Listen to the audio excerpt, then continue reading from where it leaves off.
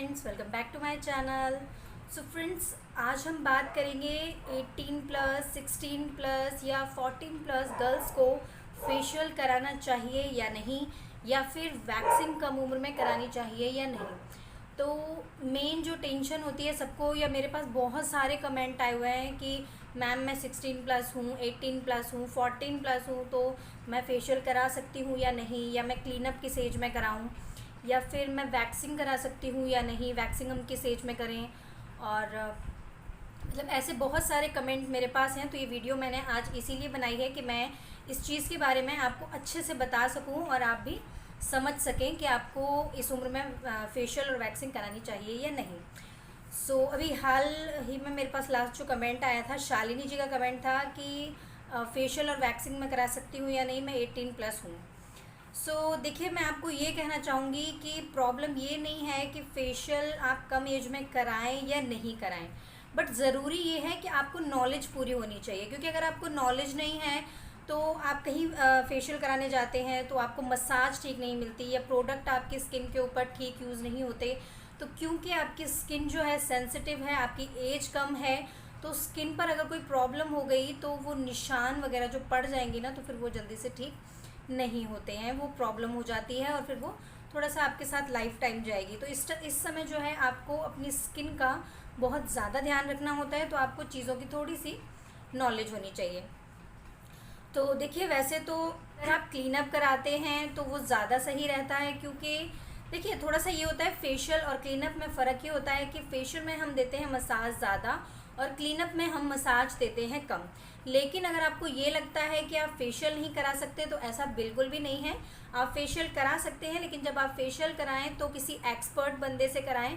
ऐसे ही मतलब किसी ने थोड़ा बहुत, किसी को आता है, सीखा हुआ है, आप उनसे करा रहे हैं, तो आपकी जो स्किन है वो ख़राब हो सकती है। और प्रोडक्ट की नॉलेज जो है वो बहुत ज़्यादा ज़रूरी है। अगर कोई गलत प्रोडक्ट आप फेस पे लगाएंगे तो वो आपको प्रॉब्लम कर सकता है। दूसरी बात होती है, जैसे काफ़ी क्लाइंट भी मुझसे ये चीज़ पूछते हैं कि उन्हें ये भ्रम लगता है कि अगर हम एक बार फेशियल कराएंगे तो ये बार बार कराना पड़ेगा और हमें इसकी आदत पड़ जाएगी। तो ये बिल्कुल गलत है। देखिए, ऐसा कुछ नहीं होता। एक्चुअल में क्या होता है, हम घर से बाहर निकलते हैं तो धूप है, डस्ट है और भी बहुत सारी चीज़ें हैं, पोल्यूशन वगैरह, हमारी जो स्किन है वो उससे ख़राब हो जाती है और फेस पे बहुत सारी प्रॉब्लम्स आ जाती हैं, स्पॉट्स, झुर्रियाँ, पिंपल्स, एक्ने।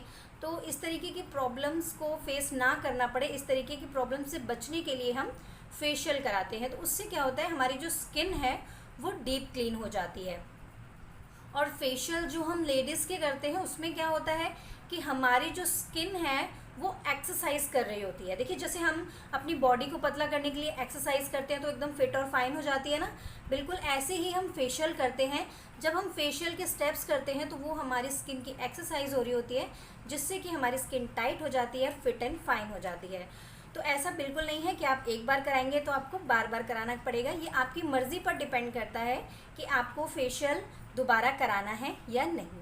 दूसरा फ्रेंड्स, लोगों को ये लगता है कि अगर हम जल्दी जल्दी फेशियल कराएंगे तो स्किन पर झुर्रियाँ पड़नी शुरू हो जाएंगी। तो ये भी बिल्कुल गलत है। ऐसा कुछ भी नहीं है कि अगर आप बहुत जल्दी जल्दी फेशियल कराएंगे तो स्किन पर झुर्रियाँ पड़ जाएंगी। बाकी हाँ, ये ध्यान रखिए कि आपको अगर फेशियल कराना है तो आप 1 मंथ में एक बार ही फेशियल कराइए, और अगर आप क्लीन अप करा रहे हैं तो आप महीने में 2 बार क्लीन अप कर सकते हैं। तो बस इस चीज़ का आपको ध्यान रखना है। बाकी जल्दी जल्दी फेशियल कराने से झुर्रियाँ नहीं पड़ती हैं, बल्कि इससे तो आपकी स्किन और ज़्यादा ग्लोइंग हो जाती है और ज़्यादा चमकदार हो जाती है। आपने देखा होगा, काफ़ी लोगों की स्किन देख के आपको लगता है यार इनकी स्किन इतनी ग्लो कैसे कर रही है, इनकी एज के हिसाब से इनकी स्किन नहीं लगती। तो वो जो है अपनी स्किन का बहुत ज़्यादा ध्यान रखते हैं और इसी की वजह से उनकी स्किन ग्लो करती है, फेशियल की वजह से। तो ये जो चीज़ें हैं ये आपकी स्किन को ग्लोई करती हैं, ना कि प्रॉब्लम क्रिएट करती हैं। इसके बाद फ्रेंड्स, काफ़ी लोगों को ये लगता है कि जब हम फेशियल करा रहे हैं, क्लीनअप करा रहे हैं, तो स्टीम लेना बहुत ज़रूरी है। जी नहीं, ऐसा भी बिल्कुल नहीं है। देखिए, स्टीम लेना कंपलसरी बिल्कुल नहीं होता।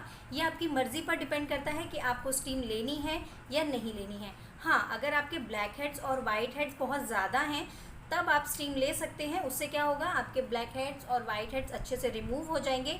या फिर अगर आप जब भी फेशियल लेते हैं, आपको अच्छा लगता है, आप स्टीम लेना चाहते हैं, तो आप स्टीम ले सकते हैं। बट ऐसा नहीं है कि जब आप फेशियल करा रहे हैं तो आपको स्टीम लेनी ही पड़ेगी। तो ये कुछ चीज़ें हैं, इन बातों का आप ध्यान रखें और जो सबसे ज़रूरी जो बात आप जानना चाहते थे वो ये था कि छोटी उम्र में फेशियल करना चाहिए या नहीं, वैक्सिंग करनी चाहिए या नहीं। तो ऐसा है कि आप ध्यान रखें कि जब भी आप फेशियल कराएं तो अगर आप 14, 16, 18 प्लस इस टाइप से कम उम्र के आप हैं तो आप किसी एक्सपर्ट से ही फेशियल कराएं।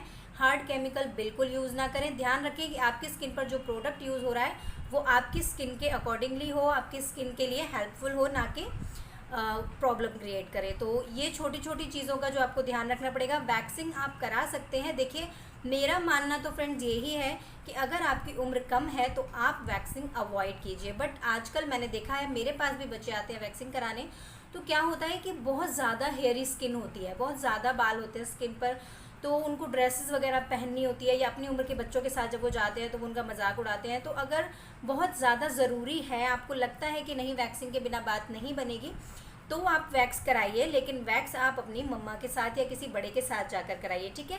अगर आपकी उम्र बहुत ज़्यादा कम है तो प्लीज़ आप अकेले जाकर, और स्पेशली जब आपके घर वाले मना करें तो आप जाकर वैक्सिंग मत कराइए, ठीक है। अगर ज़रूरी है तो आप करा सकते हैं, और अगर आप 18 प्लस हैं तो हाँ, आप वैक्सिंग कर सकती हैं, आप फेशियल कर सकती हैं। तो ये छोटी छोटी चीज़ें जो आपके लिए जानना ज़रूरी था वो मैंने आपको बता दिया है।